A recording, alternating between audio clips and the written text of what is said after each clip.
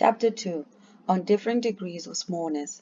We shall find that in our processes of calculation, we have to deal with small quantities of various degrees of smallness. We shall have also to learn under what circumstances we may consider small quantities to be so minute that we may omit them from consideration. Everything depends upon relative minuteness. Before we fix any rules, let us think of some familiar cases. There are 60 minutes in the hour, 24 hours in the day, 7 days in the week. There are therefore 1,440 minutes in the day and 10,080 minutes in the week.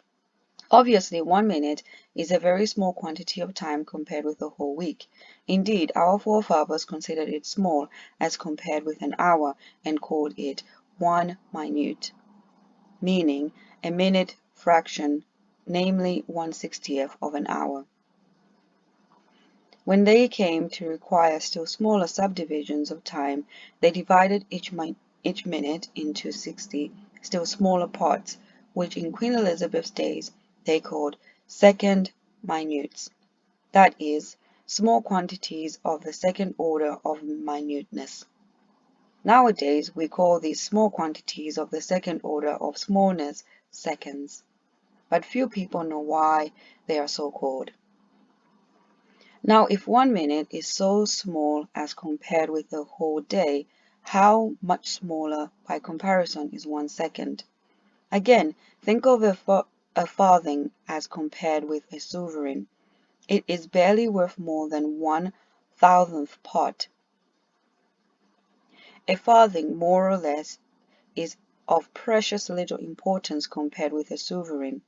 It may certainly be regarded as a small quantity, but compare a farthing with 1,000 pounds.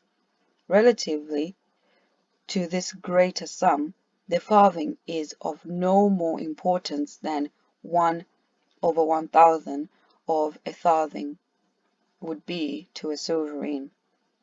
Even a golden sovereign is relatively a negligible quantity in the wealth of a millionaire. Now if we fix upon any numerical fraction as constituting the proportion which for any purpose we call relatively small, we can easily state other fractions of a higher degree of smallness. Thus, if for the purpose of time 1/60 be called a small fraction, then 1/60 of 1/60, being a small fraction of a small fraction, may be regarded as a small quantity of the second order of smallness. Or if for any purpose we were to take 1%, that is 1/100, as a small fraction, then 1% of 1%, that is 1/10,000, would be a small fraction of the second order of smallness, and 1/1,000,000 would be a small fraction of the third order of smallness, being 1% of 1% of 1%. Lastly, suppose that for some very precise purpose we should regard 1/1,000,000 as small. Thus, if a first-rate chronometer is not to lose or gain more than half a minute in a year, it must keep time with an accuracy of 1 part in 1,051,200. Now, if for such a purpose we regard 1/1,000,000 or 1/millionth as a small quantity, then 1/1,000,000 of 1/1,000,000, that is 1/1,000,000,000 or 1/billionth, would be a small quantity of the second order of smallness and may be utterly disregarded by comparison. Then we see that the smaller a small quantity itself is, the more negligible does the corresponding small quantity of the second order become.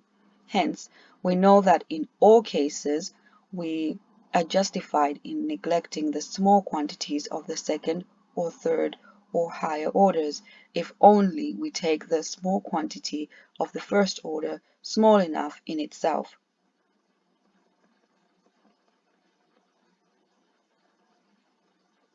But it must be remembered that small quantities, if they occur in our expressions as factors multiplied by some other factor may become important if the other factor is itself large.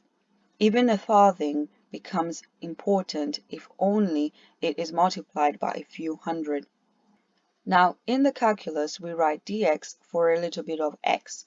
These things, such as dx and du and dy, are called differentials. The differential of x or u or y, as the case may be. If dx be a small bit of x, and relatively small of itself, it does not follow that such quantities as x times dx or x squared times dx or a to the power x dx are negligible. But dx times dx would be negligible, being a small quantity of the second order. A very simple example will serve as illustration. Let us think of x as a quantity that can grow by a small amount so as to become x plus dx, where dx is the small increment added by growth. The square of this is x squared plus 2x times dx plus dx squared. The second term is not negligible because it is a first-order quantity, while the third term is of the second order of smallness, being a bit of x squared. Thus, if we took dx to mean numerically, say, 1 over 60 of x, then the second term would be 2 over 60 of x squared, whereas the third term would be 1 over 3600 of x squared. This last term is clearly less important than the second, but if we go further and take dx to mean only 1 over 1000 of x, then the second term will be 2 over 1000 of x squared, while the third term would be only 1 over 1 million of x squared.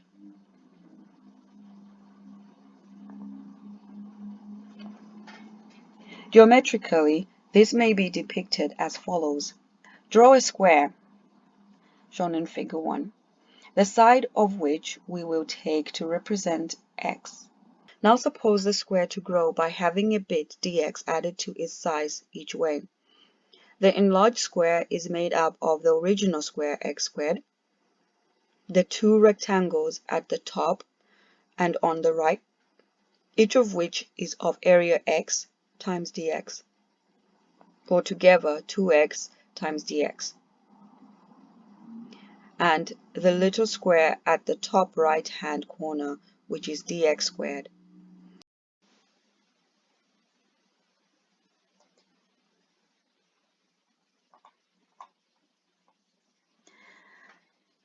In figure 2, we have taken dx as quite a big fraction of x, about 1 over 5. But suppose we had taken it only 1 over 100, about the thickness of an inked line drawn with a fine pen. Then the little corner square will have an area of only 1 over 10,000 of x squared, and be practically invisible. Clearly, dx squared is negligible if only we consider the increment dx to be itself small enough.